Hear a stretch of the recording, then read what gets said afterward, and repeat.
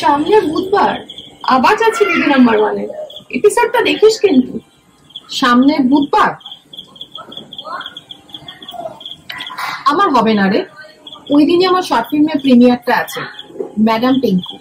Madam Pinku নামটা কেমন secret secret লাগছে না? কি আর করবো ভাই, আমাকে তো আর দিদি নাম্বার ওয়ানের মতন এই গ্রেডটা তো আর ডাকছে না। না, তুই বললে আমি কথা বলে দেখতে পারি। দিদি নাম্বার ওয়ানের কাস্টিং ডিরেক্টর আমার চেনা। না রে, কত উপকার লাগবে না, আর বাড়াতে চাই না দেনা। আরে বন্ধুদের জন্য এইটুকু করছে, এতে দেনার কি আছে?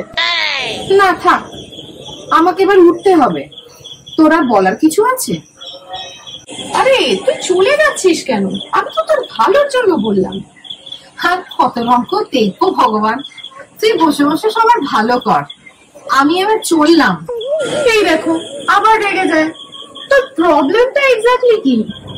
দিদি নাম্বার ওয়ানে যাচ্ছ বলে নাচছো, আর আমার শর্ট ফিল্ম নিয়ে তোমার ইয়ার্কি আমি মানিনি তো।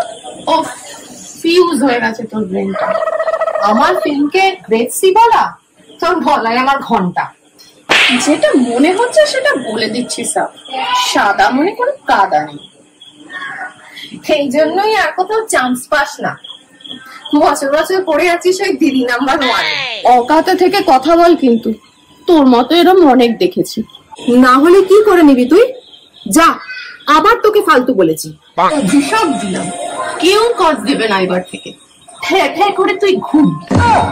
আমিও অভিশাপ দিলাম, রচনার সাথে তুই এবার চুলোচুলি করে মরবি।